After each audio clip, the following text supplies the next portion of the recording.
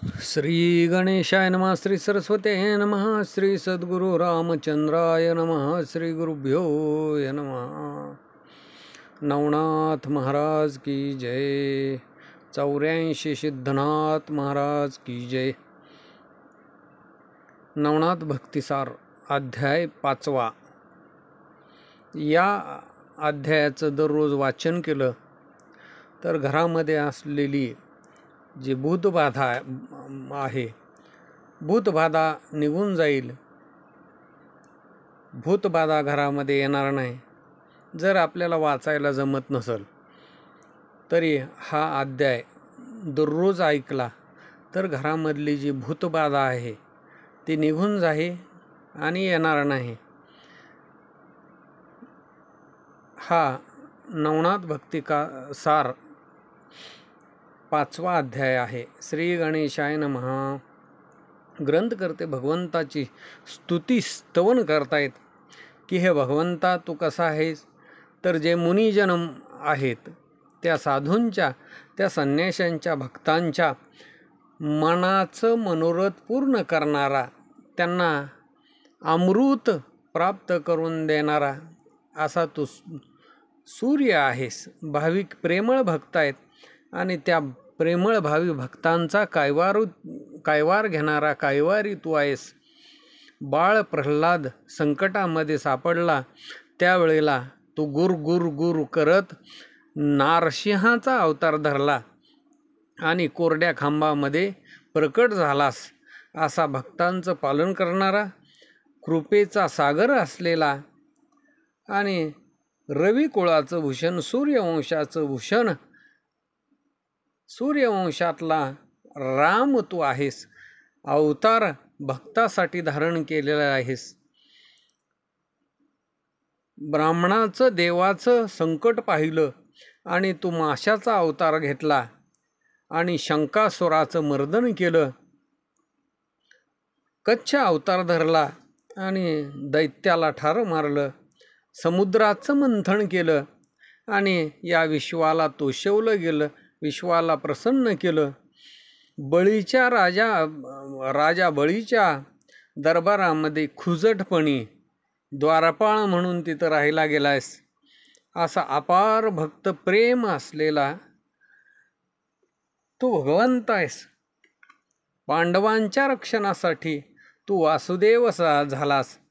असं भक्तीचं प्रेम हे मेघश्यामा, भावयुक्त भक्ती तुला अतिशय आवडते. असो, ग्रंथकर्ते म्हणतात पाठीमागच्या अध्यायामध्ये हिंगळा देवीच्या क्षेत्रामध्ये मच्छिंद्रनंदन विजयी झाले. अष्टभैरव आणि चामुंडा यांना त्यांनी जिंकलं. त्याच्यानंतर अंबिकेचं दर्शन घेतलं. ती सिंहावलोकनी कथा आणि मग 12 मल्हारांचा मार्ग धरून मच्छिंद्रनाथ पुढं जाऊ लागले. 12 मल्हार वनामध्ये मुक्कामाला ते एका गावामध्ये राहिले आणि त्या गावाच्या मंदिरामध्ये मच्छिंद्रनाथ पहुडले गेलेले आहेत, झोपलेले आहेत. त्यावेळेला 2 प्रहर रात्र झाली. रात्रीचे 12 वाजण्याचा सुमार आहे. मच्छिंद्रनाथांना जाग आली. त्यावेळेला त्या वनामध्ये त्यांना दिवट्या, पुष्कळ अशा दिवट्या मच्छिंद्रनाथांना दिसू लागल्या. त्या दिवट्या इकडून तिकडं जात होत्या, इकडून तिकडं पळत होत्या, इरझारा घालीत होत्या. हे मच्छिंद्रनाथांनी पाहिलं आणि मग म्हणू लागले ही भूतावळ ही जागृत झालेली आहे, भूतावळ आलेली आहे. या भूतांनाच आपण प्रसन्न करून घ्यावं. कुठल्या तरी कार्यासाठी ते आपल्याला उपयोगी पडतील. त्यांना आपल्या शरणागत करावं, भूत प्रसन्न करून घ्यावी असा विचार मच्छिंद्रनाथांनी केला. मग श्रोत्यांच्या मनामध्ये अशी शंका येईल की भूत कुठं उपयोगीला येत असतील का, भूतांच्या स्वाधीन काय आहे. तर श्रोत्यांनी असं बोलू नये, श्रोत्यांनी अशी शंका मनामध्ये घेऊ नये. कारण भूत हे प्रभू रामचंद्रांना उपयोगी आलं. रावणाबरोबर युद्ध करत असताना प्रभू रामचंद्रांची सेना, वानर सेना, प्रभू रामचंद्र आणि रावणामध्ये राक्षसामध्ये भयंकर तुंबळ असं युद्ध झालं आणि त्यावेळेला रणांगणामध्ये वानरांची हाडं पडली आणि राक्षसांची हाडं पडली. आता भक्त वानरांना उठवायचं कसं, जिवंत कसं करायचं? कारण जर अमृतदृष्टीनं पाहिलं तर मग मात्र सगळी राक्षसही जिवंत होतील, उठतील. जसं कलियुगामध्ये तुळशीदासांना भूत प्रसन्न झालं आणि त्याच भूतानं काय केलं, तुळशीदास महाराजांना हनुमंताची भेट घालून दिली आणि हनुमंतानं प्रभुरामचंद्रांची आणि तुळशीदास बाबांची भेट घालून दिली. असं भूतसुद्धा उपयोगीला पडतं. आणि म्हणून लहानापासून थोरापर्यंत सगळ्यांच्याच हातून काही ना काही कार्य घडून येत असतं. तशा पद्धतीनं, तशा न्यायानं भूतांच्या हातूनही काही कार्य घडून येईल असा विचार नाथांच्या मनामध्ये आला आणि मच्छिंद्रनाथांनी अंबिका अस्त्राची प्रेरणा करून स्पर्श शक्ती तिथं जागृत केलेली आहे. ते अस्त्र प्रेरित केल्याबरोबर ती जी सगळी भूतावळ होती ती भूतावळ सगळी जमिनीला चिकटली गेली. जसं कुरुक्षेत्रामध्ये कर्णाचा रथ हा जमिनीनं गिळून टाकलेला होता, त्याचं चाक गिळलेलं होतं, मग तो रथ काही जाग्यावरचा हल्ला नाही. तशा न्यायानं, तशा पद्धतीनं ती जी सगळी भूतावळ होती, मच्छिंद्रनाथांनी स्पर्श अस्त्राची प्रेरणा केल्याबरोबर ती सगळी भूतं जमिनीला चिकटली गेली आणि मग त्यांचं चलनवलन सगळं संपलं गेलं. हालचाल करता येईना, पाय जमिनीला चिकटले, पाय काही केल्या उचले ना, पाय काही केल्या निघेना. जशी झाडं एके ठिकाणी उभ्या असतात तशा झाडासारखी खुंट रावल्यासारखी ती सगळी भूतं आणि त्या ठिकाणी अडकली गेलेली आहेत, चिकटली गेलेली आहेत. त्यांचा वियोग होऊ लागलेला आहे. त्यांना वेताळाच्या भेटीसाठी जायचं होतं, ते सगळे जमा झालेले होते आणि त्या दिवशी त्या भूतांची वेताळाची भेटच राहून गेलेली आहे. तिकडं काय झालं तर वेताळाच्या जवळ या पृथ्वी तलावरची अनंत भूतं जी आहेत ती वेताळाचं दर्शन घेण्यासाठी गेली. दक्ष हा वेताळांचा राजा आहे. त्यानं 8 कोटी भूतावळ पाहिली गेलेली आहे. काही कमी पडू नये म्हणून तो स्वतः लक्ष देऊ लागलेला आहे. बाकीच्या भूतांना विचारू लागलेला आहे की या पृथ्वी तलावरची सगळीकडची भूतावळ आलेली आहे, मात्र शरब तीरावरची जी भूतावळ आहे ती का आली नाही, ती कशामुळं आले नसतील, त्यांचा शोध करा असं सांगितल्याबरोबर 5-7 भूतं जी होती ती शरब तीराच्या बाजूनं जाऊ लागलेली आहे, पाहू लागलेली आहे की या शरब तीराच्या भूतावळी दर्शनासाठी का आली नाही. त्यावेळेला त्या 5-7 भूतावळींना पाहिलं की सगळीच्या सगळी भूतावळ एकाच ठिकाणी जमिनीला चिकटून बसली गेलेली आहे. त्या भूतावळीच्या जवळ येऊन त्या 5-7 जणांनी विचारलं की तुम्ही इथं का थांबलेले आहात. त्यावेळेला ती भूतावळ सांगू लागली, आमचे जमिनीला पाय चिकटले गेलेले आहेत आणि आम्ही खूप तिष्ठलो गेलो आहोत. आमचे पाय काही जमिनीला चिकटलेले निघत नाहीत आणि त्याच्यामुळं पाय जमिनीवरून उचलत नाही. कोणतरी सिद्ध जती आलेला आहे आणि त्यानं ही आमची अवस्था केलेली आहे. तेव्हा ते 5-7 जण त्या पर्वतावरती गुप्त रूपानं त्या वनामध्ये फिरू लागलेले, शोध घेऊ लागले. तेव्हा त्यांना मच्छिंद्रनाथ दिसले. मच्छिंद्रनाथांना पाहिलं. त्या भूतावळींना मच्छिंद्रनाथ कसे दिसू लागले, उगवता सूर्य असावा, त्या लाल मुंद असं तेज आहे. शेंदूर कपाळाला लावलं गेलेलं आहे, त्याच्यामध्ये विभूती आहे आणि असा अतिशय तेजस्वी कानामध्ये मुद्रिका आहेत, त्या चम चम चम अशा चमकत आहेत. रत्नज्योती असाव्या आणि सोन्याच्या तारेनं गुंफलेला असावा असा जटांचा भार आहे. विशाळ असं कपाळ आहे. मिशा पिंगट आहेत. वडाच्या दूध काढून जटा ह्या भरल्या गेलेल्या आहेत. सरळ नाक आहे. डोळे नासाग्रे दृष्टी ठेवलेली आहे. समदृष्टी असे डोळे. सूर्यासारखं विशाळ असे तेजस्वी डोळे आहेत. आणि हेच मच्छिंद्रनाथ उग्रपणानं पाहिलं तर कृतांत दिसावा तसे त्या भूतांनी पाहिले गेलेले आहेत. मच्छिंद्रनाथांचे स्थूळवट बाहुदंड हे अतिशय सरळ आहेत. अजाणू बाहू म्हणजे गुडघ्यापर्यंत हात आहेत. लांब असे हात आहेत. बाहुवटे अतिशय सुंदर अशा हातामध्ये घातले गेलेले आहेत. मस्तकावरती दिव्य अशी जटा आहे. विरगुंटी आहे. पाठीपोटी कंथा आहे. त्याच्यानंतर ज्ञान शिंग्या हातामध्ये आहेत. बाहुवट ही हनुमंताची त्याच्यावरती मुद्रिका आहेत. वीर कंकण आहेत. कुबडी आहे. फावडी आहे हातामध्ये घेतलेली आहे.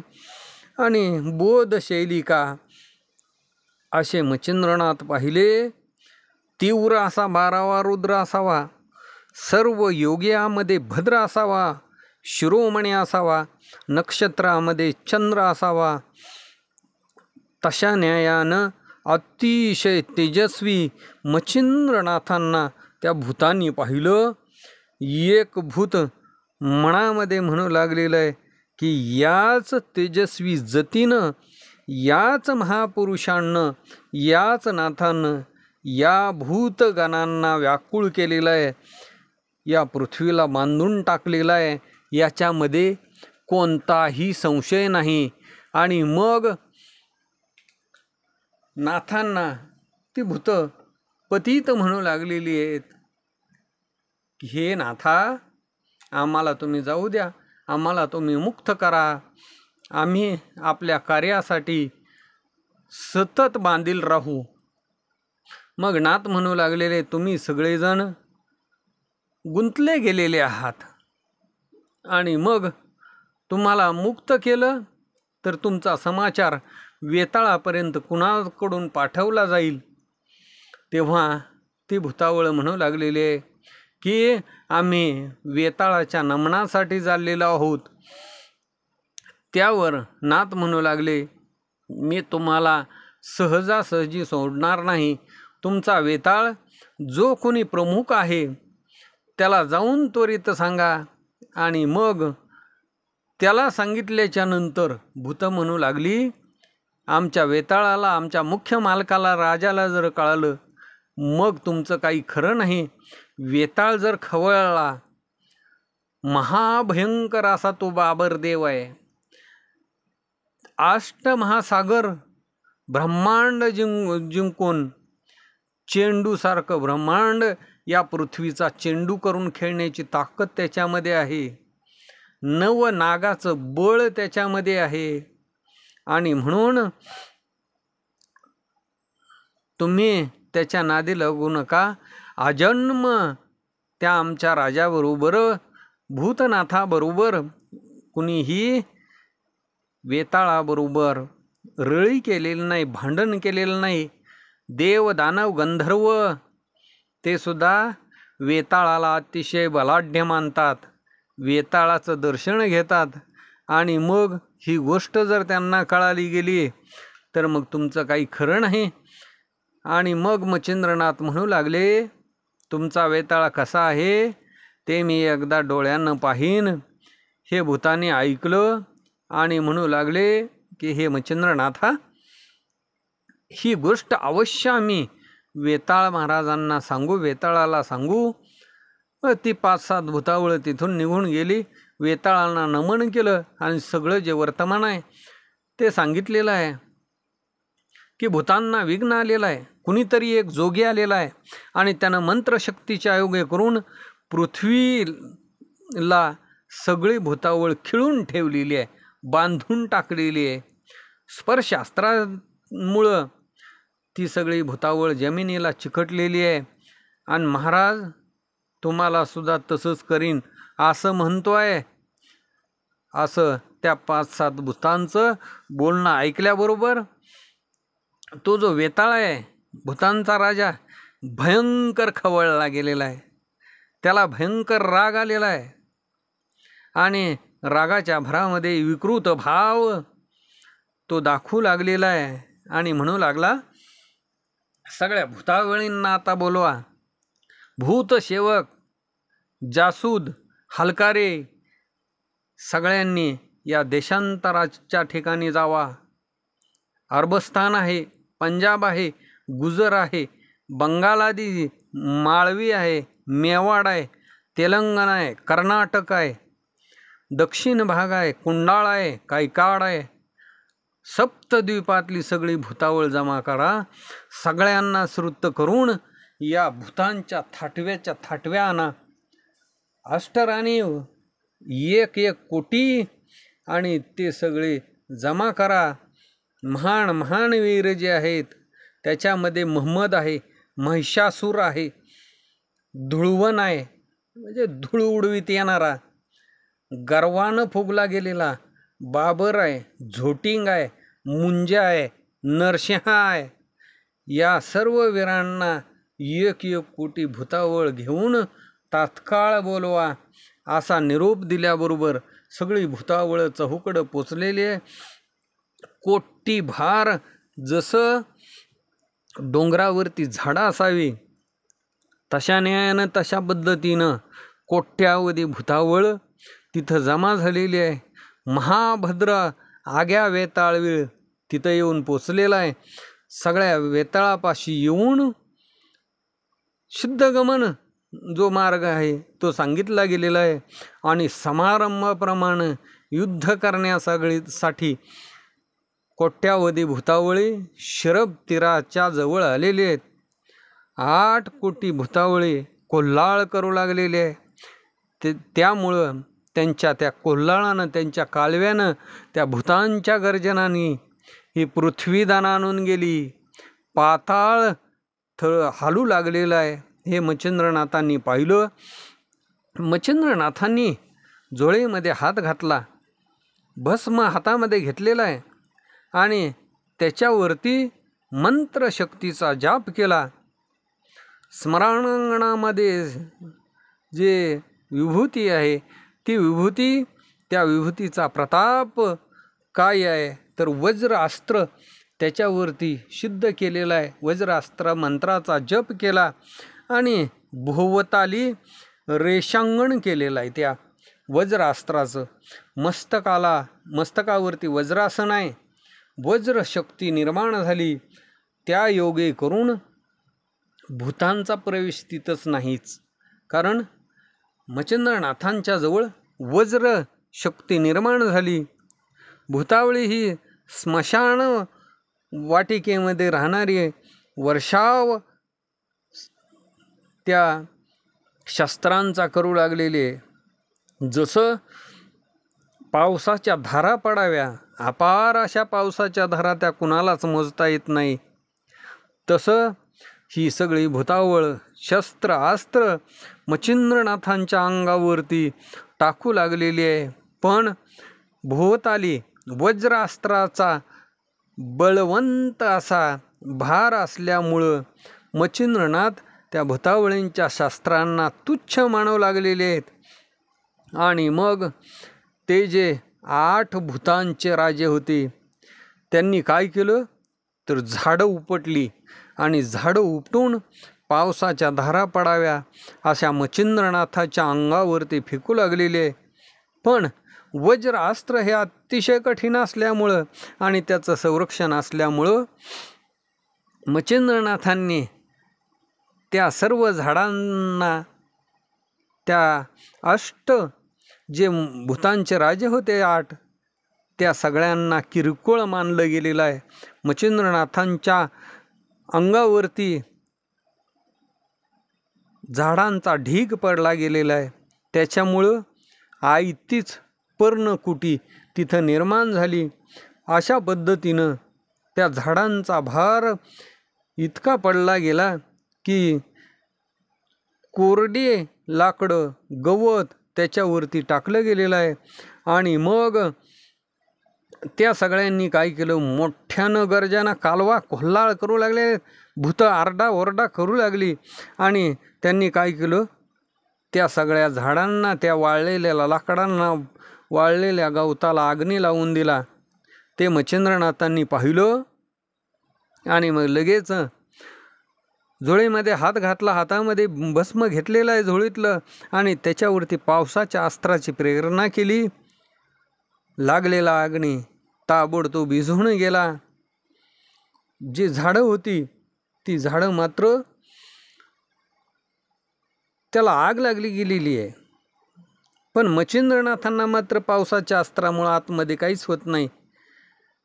ते जे लागलेल्या झाडाच्या आगीमुळं त्याच्या ज्वाळा आकाशापर्यंत उंच जाऊ लागल्या. पक्षीकुळं भयभीत झाली, जीवजंतू इकडं तिकडं पळू लागलेले आहेत. अग्नीच्या ज्वाळा महाभयंकर, पण तिथंच पावसानं दाटी केली गेलेली आहे. पाऊस पडू लागलेला आहे. अग्नी शांत केला. मच्छिंद्रनाथांनी वाऱ्याचं अस्त्र सोडून दिलं. त्याच्यामुळं तो अग्नी जो आहे तो अग्नी पुन्हा प्रदीप्त झाला आणि त्या भूतांच्याकडं त्याच्या ज्वाळा आहेत त्या ज्वाळा जाऊ लागल्या. तो अग्नी अदृश्य केला. मग पुन्हा मच्छिंद्रनाथांनी पावसाचं अस्त्र सोडलं, अग्नीला शांत केलं. अग्नी शांत झाल्याबरोबर मंत्राग्नीमुनं त्या सर्व भूतगणांना स्पर्शास्त्र मंत्र जल्पून सर्वांना जमिनीवरती बांधून टाकलं, अडकवून टाकलं. अशा पद्धतीनं 8 कोटी भूतावळी एकाच वेळेला पृथ्वीला चिकटली गेली. पण जे 8 राजे होते ते महान प्रतापी होते. स्पर्शास्त्राला त्यांनी गुमानलंच नाही. स्पर्शास्त्रामुळं बाकीची जी 18 कोटी भूतावळ होती ती सगळी जमिनीला चिकटली. पण जे 8 त्या भूतांचे राजे होते त्यांनी मात्र त्याला गुमानलं नाही. आणि पुन्हा ते मच्छिंद्रनाथांच्या जवळ आलेले आहेत. पण मच्छिंद्रनाथांच्या भोवती वज्रास्त्र असल्यामुळं त्यांचा काही उपाय चालेना. बलाढ्य असा वेताळ आहे. त्या बलाढ्य वेताळानं मच्छिंद्रनाथांच्या जवळ आला. मच्छिंद्रनाथांना पकडण्याचा प्रयत्न करू लागला. पण मच्छिंद्रनाथांच्या भोवती वज्रास्त्र असल्यामुळे त्याचं तिथं काही चाललं नाही. पुन्हा मच्छिंद्रनाथांनी वासवशक्ती अस्त्र सोडलं. वासवशक्ती अस्त्र प्रगट झालं आणि मग वासवशक्ती अस्त्राची आणि ते जे अष्टभैरव वेताळ आहेत त्या वेताळांनी वासवशक्ती अस्त्राच्या बरोबर तो आग्या वेताळ झोंबा-झोंबी खेळू लागला. आणि त्याच्यामुळं ही पृथ्वीला दणाणा उठला गेलेला आहे. 8 समुद्राचं पाणी खळबळलं गेलेलं आहे. नक्षत्र गळतात की काय असं वाटू लागलं. शेष नारायणानं पृथ्वीला डोकं दिलेलं आहे. कासवानं आपली नेटानं पाठ पृथ्वीला दिली. वराहानं सावरून दाढेवरती पृथ्वी धरली. सप्तसागर जे आहेत ते खळबळू लागलेले आहेत. आणि मग या महीवरती मच्छिंद्रनाथांना आता कसं आकळलं पाहिजे असा विचार ती जे भूतांचे राजे आहेत ते करू लागलेले आहेत. पण नाथ मात्र अतिशय चपळ आहेत. पुन्हा त्यांनी वज्रास्त्र सिद्ध केलं. 10 दिशेला रक्षपाळ असावे तशा न्यायानं तशा पद्धतीनं वज्रास्त्राची निर्मिती केली. त्याच्यानंतर दानवाचं अस्त्र सिद्ध केलं. दानवाचं अस्त्र सोडल्याबरोबर अनेक दानव तिथं निर्माण झाले. 7 राक्षसांची निर्मिती झाली. मधु, तिल, कुंभकर्ण, मरु, मालिमल, मुचकुंद, त्रिपूळ असे 7 महान बलवान असे राक्षस तिथं निर्माण झाले. आणि ते सगळे त्या भूतांच्या राजाबरोबर झोंबाझोंबी खेळू लागले. झोटिंगाबरोबर मधु नावाचा दैत्य झोंबाझोंबी खेळू लागला. कुंभक जो आहे तो कुंभक नेटानं आणि बाबराबरोबर कुंभकर्ण झोटधरणी खेळू लागलेला आहे. एकमेकाचे केस धरून एकमेकांना आपटू लागलेले आहेत. महमदाबरोबर मरू त्यानं मारामारीला कुस्तीला लोंबाझोंबीला सुरुवात केलेली आहे. मालिमल मुंजाबरोबर युद्ध करू लागलेला आहे. महिषासूर आणि मुचकुंद दोघंही उन्मत्त झालेले, दोघंही एकमेकांच्या बरोबर भिडू लागलेले आहेत. धुळावन नावाचा भूतांचा राजा त्याच्याबरोबर त्रिपूर यानं युद्ध केलेलं आहे. असं एक जण एक जणाबरोबर युद्ध करू लागले. 7 जण एकमेकाबरोबर भिडू लागलेले आहेत. अशा पद्धतीनं या पृथ्वी तलावरती दणाणा उठला गेलेला आहे. जमीन हादरू लागलेली आहे. मग आता याला कसं आकळावं, या नाथांच्यावरती विजय कसा प्राप्त करून घ्यावा. एकमेकांना म्हणू लागलेले धरा धरा, मारा मारा, हाना हाना, एक दिवस एक रात्र न विश्रांती घेता एकमेकांच्या बरोबर घणघोर असं युद्ध झालं. एकमेकांना लाथा हाणू लागलेले आहेत. कुणी एकमेकांना ठोसे मारू लागलेले आहेत. वर्मलक्षून प्रहार करू लागलेले आहेत. आणि बुक्कीच्या प्रहारानं हृदयावरती आदळल्याबरोबर मूर्छापन्न होऊन पडू लागलेले आहेत. 7 दानव आणि 7 भूतांचे राजे यांच्यामध्ये घणघोर युद्ध झालं. इकडं वासव शक्ती जी आहे ती वासव शक्ती वेताळाबरोबर युद्ध करू लागलेली आहे. आणि त्या वासव शक्तीनं वेताळाच्या हृदयावरती घाव घातला गेलेला आहे. आणि वासव शक्तीचा घाव जोरात हृदयावरती आदळल्याबरोबर वेताळ हा मूर्छित झाला आणि अतिशय घायाळ होऊन तो जमिनीवरती उताना पडला. ती वासव शक्ती त्याच वेळेला अदृश्य झाली. इकडं मच्छिंद्रनाथांनी वात आकर्षण विद्या तिची प्रेरणा केलेली आहे. आणि मग वेताळानं मूर्छना सावरली गेली. तो सावध झाला, मी जमिनीवरती कसं आदळलो गेलो, मला मूर्छना आली असं म्हणू लागला. आणि त्याच वेळेला डोळे उघडले. त्यानं पाहिलं की 7 जणांच्या बरोबर घणघोर युद्ध करत आहेत.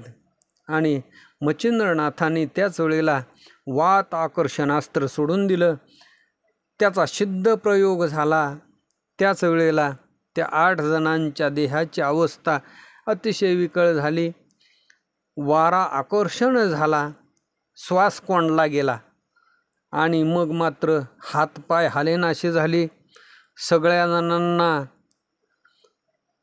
परम क्लेश उत्पन्न झाला. सगळ्यांच्या मूर्छापन्न अवस्था झाली. अशी त्या 8 जणांची अवस्था झाल्यानंतर ते एकमेकांना म्हणू लागले, अरे बाबा, आता अहंकार सोडून देऊ, नाहीतर आपला जीव जाते, आपला आता काही खरं नाही. आपण या जतीला, या नाथांना आता शरण जाऊ. नाहीतरी हा जोगी, हा मच्छिंद्रनाथ अतिशय कठीण जोगी आहे, जती आहे. भूतासहित आपल्या सगळ्यांचा जीव घेईल आणि म्हणून आपल्याला या जगातून संपावं लागल. जसं प्रभू रामचंद्रांच्या प्रसादाच्या योगी करून लंकेचं राज्य विभीषणाला मिळालं आणि वालीला मारून जसं सुग्रीवाला किष्किंधेचं राज्य मिळालं, तशा न्यायानं आपण आपला प्राण वाचवावा. आपण या नाथांना शरण जावं. जसं दरिद्र्याला परीस मिळावा, गंजलेल्या लोखंडाला परीस लावला की त्याचं सोनं होतंय. मग असा एखादा दरिद्रीनं पिडलेला माणूस असावा आणि त्याला एकदम परीस सापडावा. मग सोन्याला काय कमी आहे त्याच्या घरी. चिंतामणी, चिंतलेली वस्तू देणारा चिंतामणी सापडावा. एखाद्याला रोग झालेला आहे आणि तो रोग काही बरा होत नाही, पण एवढ्यामध्ये त्याला अमृत प्यायला मिळावं, तशी आपली अवस्था होईल. प्रल्हादासाठी जसं नरसिंह दैवत संकटामध्ये साह्य झालं, तशा न्यायानं आपण या महाराजाची ख्याती वाढवावी, या मच्छिंद्रनाथांना शरण जावं, असं एकमेकांना बोलले गेलेले आहेत. आणि म्हणू लागले, हे तपोनायका, आता सीमा झाली, युद्धबाज झालं, आम्हाला वाचव, आम्ही तुझे शरणागत आहोत. तू सर्वज्ञ मूर्ती आहेस, सर्व जाणणारा आहेस. आमचं क्लेश जे आहे, आमचं दुःख आहे, ते तू जाण. आमच्यावरती कृपा कर. तुझ्या रागामध्ये आमच्या प्राणाची आहुती देऊ नको. आम्ही तुला अनन्य भावना शरण आलो, आमचा जीव वाचव. जसं कचाला दैत्यगुरु शुक्राचार्यांनी दान दिलं आणि मंत्र संजीवनी दिली, तू प्रत्यक्ष नारायण आहेस हे आम्ही तुला ओळखलं नाही आणि न ओळखता तुझ्याबरोबर विनाकारण भांडण केलं, हे काही चांगलं केलं नाही. पण तू मात्र कसा आहे, कनवाळू आहेस, दयाळू आहेस, कृपाळू आहेस. तू आमच्यावरती कृपा कर, आमचा जीव वाचव. जसं जटायू संपाती हे आपला प्रताप दाखवण्यासाठी सूर्याकडे गेले, पण त्यांना भोगदशा प्राप्त झाली, तशीच अवस्था आमची झाली. आणि म्हणून तू आमच्यावरती कृपा कर. आमचं चलनवळण सगळं राहिलं गेलेलं आहे, फक्त बोलणं उरलंय. आता एक क्षणाचा जरी आळस केला तरीसुद्धा आमचा मृत्यू होतो आहे. आम्ही परलोकाच्या ठिकाणी जाऊ, आमचं आता काही खरं नाही. त्याच्यामुळं आम्हाला वाचव, आमचा प्राण वाचव. तू जर आमचा प्राण वाचवला तर तुझं नाव आम्ही या जगामध्ये मिरवू, तुझ्या नावाची ख्याती करू. तू जे सांगशील ते तुझं कार्य भूतासहित येऊन आम्ही पूर्ण करू. जसं यमानियम दूत पाळले किंवा विष्णू भगवंतापुढे विष्णुघन धावतात, तशा न्यायानं, तशा पद्धतीनं सर्व भूतासहित आम्ही तुझ्या पुढे पळू. तू नुसती आज्ञा केली तर आम्ही ते कार्य एका क्षणामध्ये पूर्ण करू. आणि हे महाराजा तुम्ही म्हणाल की उगं खोटं बोलते, ती काहीतरी जीव वाचवण्यासाठी काहीतरी म्हणून लागलेले आहेत, तर आम्ही जर तुझं कार्य नाही केलं, आम्ही जर खोटं बोलत असू, तर आमचे पूर्वज नरकामध्ये जाऊन पडतील. 5 जे महान पाप आहेत ते आमच्या मस्तकावरती बसले जातील. गायीची हत्या, ब्रह्महत्या, स्त्री हत्या, बाळ हत्या, मात्र पित्र गुरु हत्या, ही 5 पातकं आमच्या मस्तकावरती बसतील. आणि अशा पद्धतीनं रौरव असा नरक आम्हाला भोगावा लागेल. अनेक वर्षापर्यंत आम्ही रौरव नरकामध्ये जाऊन पडू. याला साक्षी कोण आहे, तर तुझ्या पायाला लीन होऊन चित्रगुप्ताला साक्ष ठेवून आम्ही हे तुला वचन देतो आहोत. आमचे बोल जे आहेत ते निश्चितपणानं मान्य कर. कायेनं वाचेनं मनानं निश्चित आम्ही तुला सर्वस्व वाहू.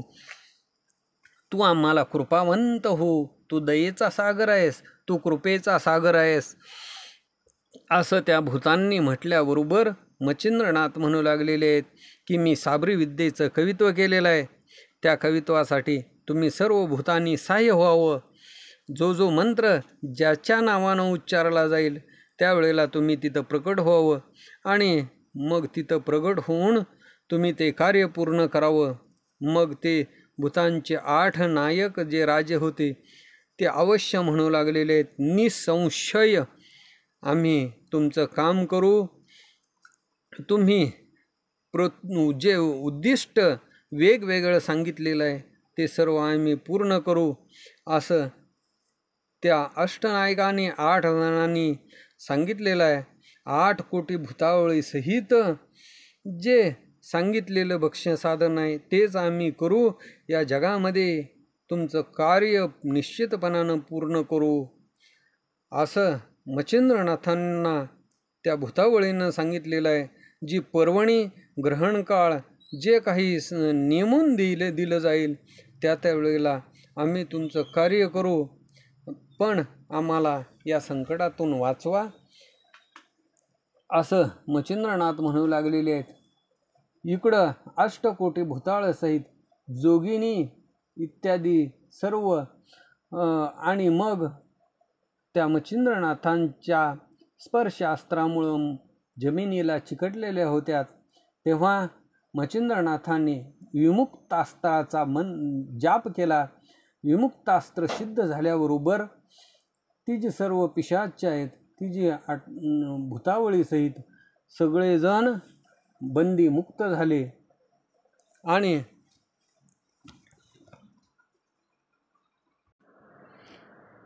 दोन्ही हात जोडून सर्व भूतावळी आणि भूतांचे राजे मच्छिंद्रनाथांच्या समोर येऊन उभे राहिलेले आहेत.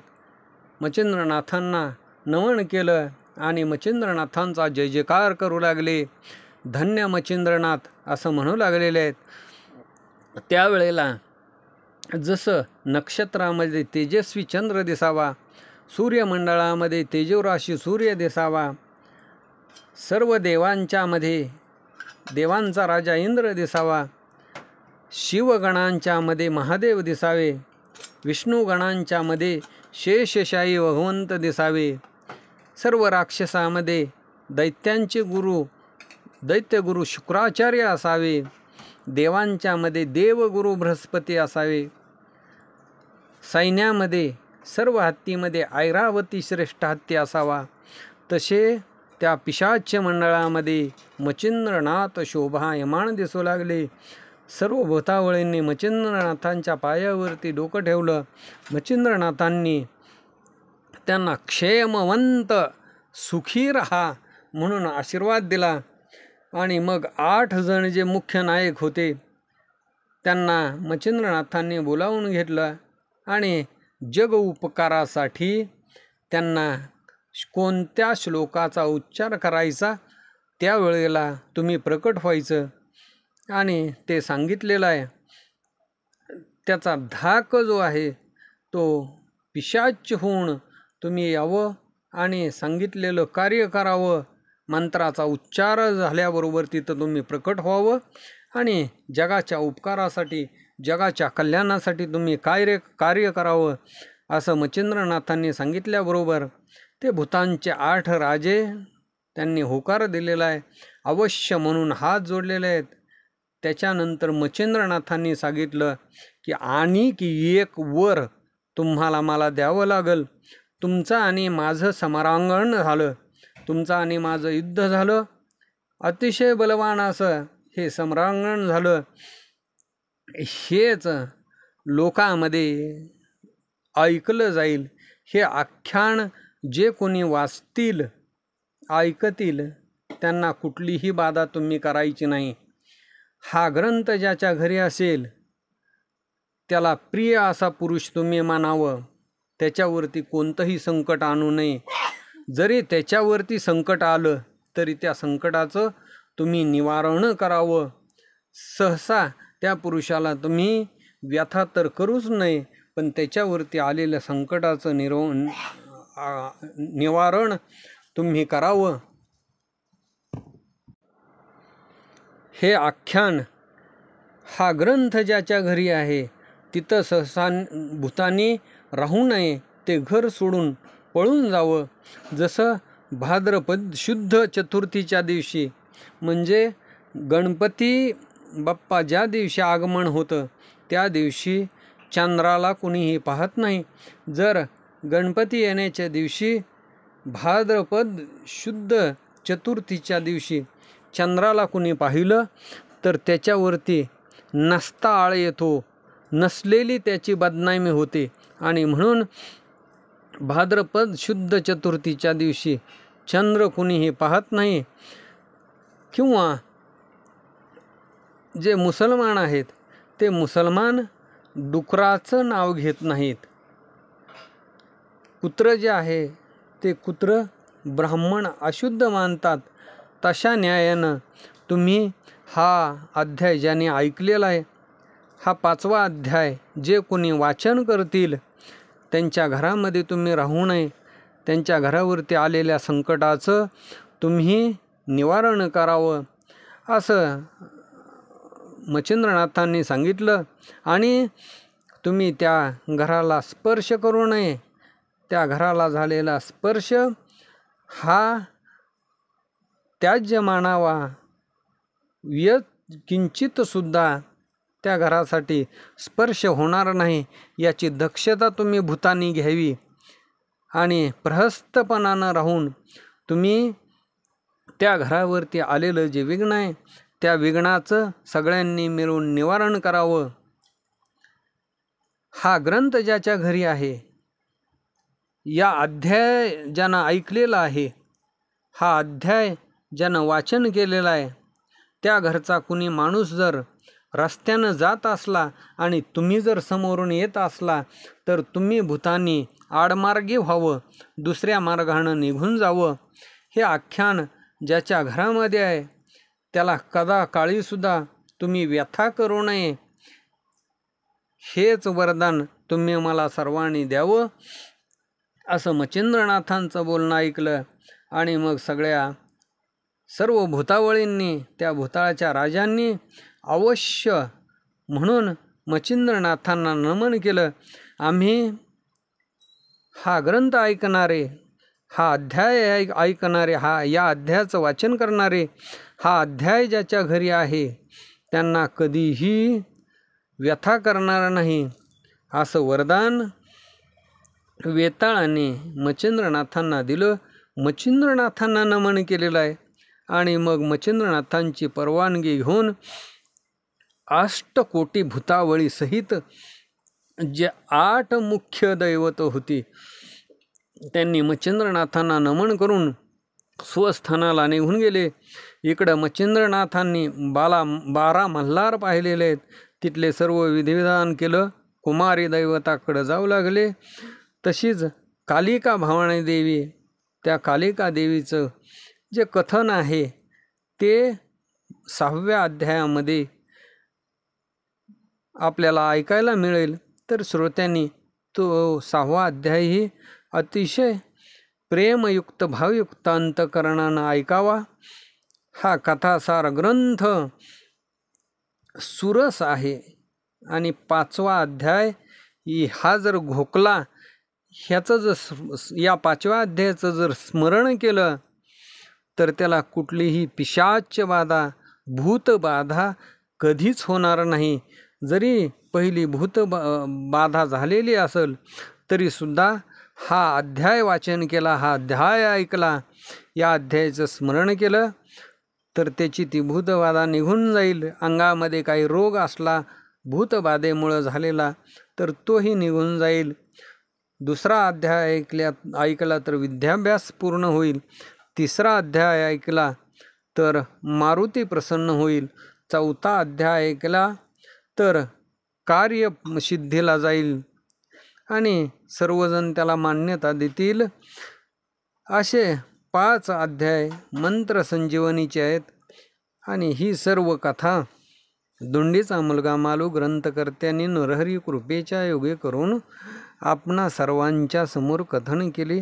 स्वस्ति श्री भक्तिकथासार संमत गोरक्ष काव्य किंवार सदा परिसोत भाविक चतुर्पंचमाध्याय गोढा. श्री नवनाथ भक्तिकथासार पंचमाध्याय समाप्त. पुंडलिक वरदे हरिविठ्ठल श्री ज्ञानदेव तुकाराम. श्री कृष्णार्पणमस्तु. नवनाथ महाराज की जय. 84 सिद्धनाथ महाराज की जय. अवधूत चिंतन श्री गुरुदेव दत्त.